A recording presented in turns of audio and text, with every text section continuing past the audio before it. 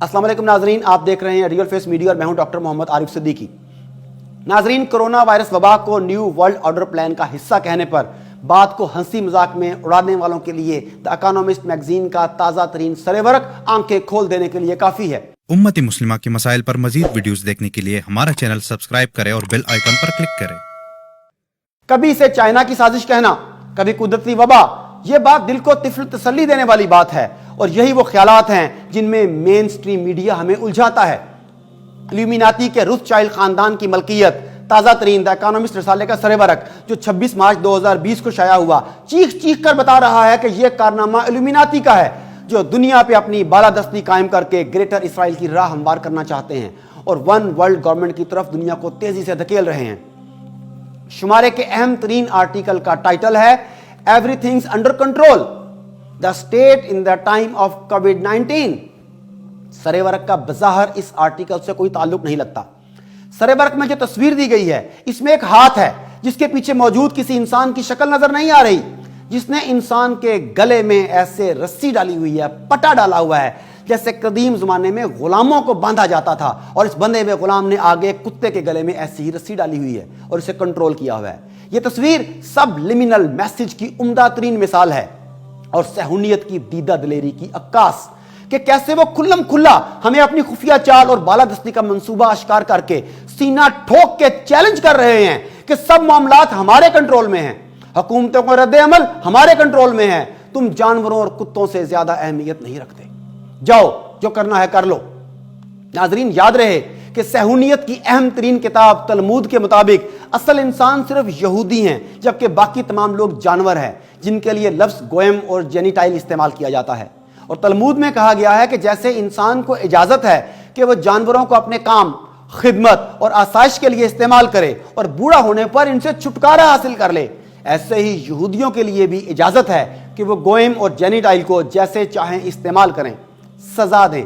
ایذا پہنچائیں اور تلف کر دیں۔ لہٰذا عام انسانوں کو کتے کی شکل میں دکھانا ان کے مطابق درست ہے، مگر یہ اشارے وہی سمجھ سکتے ہیں جو عمیق تحقیق کریں۔ سوال یہ ہے کہ جب ایک طرف ساری دنیا ایک تذبذب کا، ایک پینک کا شکار ہے، انسانیت شدید ترین ذہنی صدمے، خوف، پریشانی اور ڈپریشن میں مبتلا ہے، کسی کو اس عالمی وبا سے جلد نجات کی کوئی راہ سجائی نہیں دے رہی، تو ایسے میں کون سی قوت ہے جو کہہ رہی ہے، اعلانیہ کہہ رہی ہے every thing is under control, اور پھر تصویر میں ایک غیر مرئی ہاتھ کا رسی انسانیت کے گلے میں ڈال کر مکمل کنٹرول کی طرف اشارہ کرنا آخر کس بات کی طرف اشارہ کرتا ہے؟ اگر آپ تصویر سے میرے نکالے گئے مطلب کو ناکافی یا غلط سمجھ رہے ہیں اور اسے میرا وہم سمجھ رہے ہیں تو صبر کیجئے، اس آرٹیکل کی پہلی ہی لائن ملاحظہ فرمائیں جو چیخ چیخ کر کہہ رہی ہے کہ کرونا وبا ون ورلڈ گورنمنٹ کے قیام کی راہ ہموار کرنے کے لیے پھیلائی گئی ہے۔ پہلی ہی لائن میں لکھا ہے بگ گورنمنٹ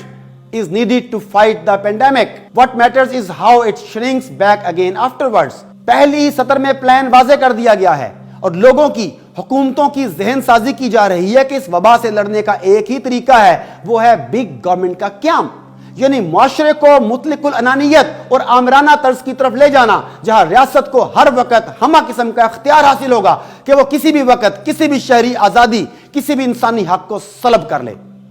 خدا را ہوش کریں اور سمجھیں اس منصوبے کو۔ آخر مزید کیا دلائل چاہیے آپ کو؟ یہ وہ مطلق العنانیت اور آمریت ہے جو ون ورلڈ گورنمنٹ، عالمی حکومت کی بنیاد بنے گی، جہاں ہر ریاست ایسے قوانین بنا لے گی جن کے تحت کسی بھی وقت معاشرے کے کسی بھی طبقے کو آئسولیٹ کیا جا سکے گا، اور انسانوں کو روبوٹس کی طرح کنٹرول میں رکھنے کے لیے انسانی غلامی کا ایک جدید انداز اپناتے ہوئے طرح طرح کی پابندیاں لگا کے جکڑ دیا جائے گا، جہاں زبردستی جاسوس چپس لگوانے کا حکم ہوگا، زبردستی انجیکشنز لگوانے اور ویکسینیشن کروانے کا حکم ہوگا، اور عدم تعمیل پر شدید ترین معاشی اور معاشرتی پابندیوں اور سزاؤں کو بھگتنا پڑے گا، اور سرورق کی تصویر اسی جانب اشارہ کرتی ہے۔ آرٹیکل میں ایک جگہ لکھا ہے as the pandemic proceeds it is also likely to exploit governments unique power to monitor people using their data. Hong Kong uses apps on phones that show where you are in order to enforce quarantines. ناظرین، اہم بات ایک اور جگہ لکھا ہے however the scale of the response makes COVID-19 more like a war or the depression. مزید جاننے کے لیے رپورٹ فرام آئرن ماؤنٹین جو کہ 1966 کی ہے، بے نہیں اسی حوالے سے ہے، اس حوالے سے ہے،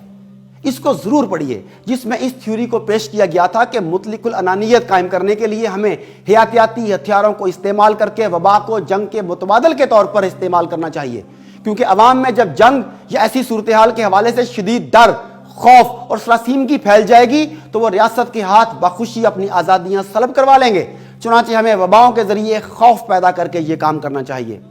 تصویر کو غور سے دیکھیں،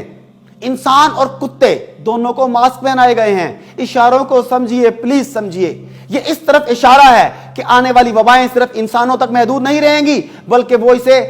پھیلائی جائیں گی، انہیں مزید ایکسپلائٹ کیا جائے گا اور جانور بھی ان سے متاثر ہوں گے، گویا ہم دودھ، گوشت وغیرہ سے بھی محروم کر دیے جائیں گے اور ہمیں خصوصی طور پر لیبارٹریز میں تیار کردہ دودھ اور گوشت کھانے کو ملے گا۔ یاد رہے کہ آنے والے وقت کے منصوبوں میں یہ بات بھی شامل ہے کہ انسانوں کو خوراک کے لیے مخصوص کمپنیوں کا محتاج بنا دیا جائے۔ دجال کے بارے میں بھی یہی پروفیسی ہے کہ خوراک، رزق اس کے کنٹرول میں چلا جائے گا۔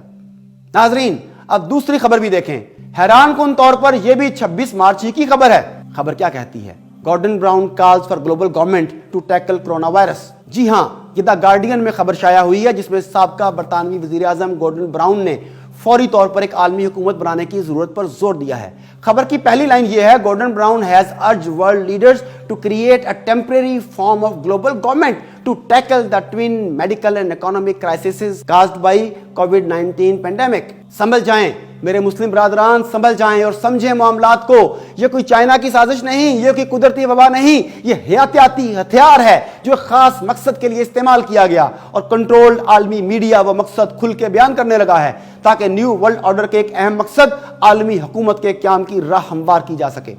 یہ کوئی پہلا موقع نہیں ہے کہ شیطانی تنظیموں نے اپنوں کی منصوبہ ایسے سر ورق پر لگایا ہو۔ اس سے قبل بھی درجنوں مثالیں موجود ہیں جو بتائی جا سکتی ہیں۔ یہی باتیں 3 دہائیاں پہلے بھی کی گئی تھیں، ان میں سے ایک پیراگراف یہاں نقل کرنا مناسب سمجھتا ہوں۔ اسی طرح کلب آف روم، جو کہ ایلومیناتی کا ایک اہم پالیسی ساز ادارہ ہے، اس نے بھی انسانیت کو اصل دشمن قرار دیتے ہوئے 1991 کی اپنی report the first global revolution میں لکھا کہ ایک بین الاقوامی راج کے لیے متحد کرنے کی خاطر نئے دشمن کی تلاش میں ہم اس نتیجے پر پہنچے ہیں کہ آلودگی، گلوبل وارمنگ، آبی وسائل کی کمی اور قحط وغیرہ اس مقصد کو پورا کرتے ہیں۔ یہ تمام خطرات انسانی مداخلت اور انسانی عوامل کے باعث پیدا ہوتے ہیں۔ اس کا مطلب ہے کہ ہمیں اصل خطرہ خود انسانیت سے ہے۔ مجھے خدشہ ہے کہ بہت جلد اس حوالے سے عالمی کانفرنسز کا آغاز ہو جائے گا اور پہلے سے تیار شدہ پلان کے مطابق ایسے نام نہاد اعلامیے اور روڈ میپ تشکیل دے کر عالمی لیڈروں سے منظور کروا لیے جائیں گے، جو بعد میں عالمی حکومت کے قیام کی طرف اہم ترین پیش قدمی ثابت ہوں گے اور اس کے قیام کی بنیاد بن جائیں گے۔ ناظرین، آخر میں قرآن پاک کی ایک آیت جو میرے خیال میں اس حوالے سے مشعل راہ ہے کہ طاغوت اور شیطان کے ہاتھوں میں اپنے فیصلوں کا اختیار نہیں دینا چاہیے، وہ پیش کرتا ہوں۔ یہ سورہ نساء کی آیت نمبر 60 ہے۔ بسم اللہ الرحمن الرحیم۔ ألم تر إلى الذين يزعمون أنهم آمنوا بما أنزل إليك وما أنزل من قبلك يريدون أن يتحاكموا إلى الطاغوت وقد أمروا أن يكفروا به وَيُرِيدُ الشَّيْطَانُ أَن يُضِلَّهُمْ ضَلَالًا بَعِيدًا۔ اے نبی، تم نے دیکھا نہیں ان لوگوں کو جو دعویٰ تو کرتے ہیں کہ ہم ایمان لائے ہیں اس کتاب پر جو تمہاری طرف نازل کی گئی ہے اور ان کتابوں پر جو تم سے پہلے نازل کی گئی تھیں، مگر چاہتے ہیں کہ اپنے معاملات کا فیصلہ کرانے کے لیے طاغوت کی طرف رجوع کریں، حالانکہ انہیں طاغوت سے کفر کرنے کا حکم دیا گیا تھا۔ شیطان انہیں بھٹکا کر راہ راست سے بہت دور لے جانا چاہتا ہے۔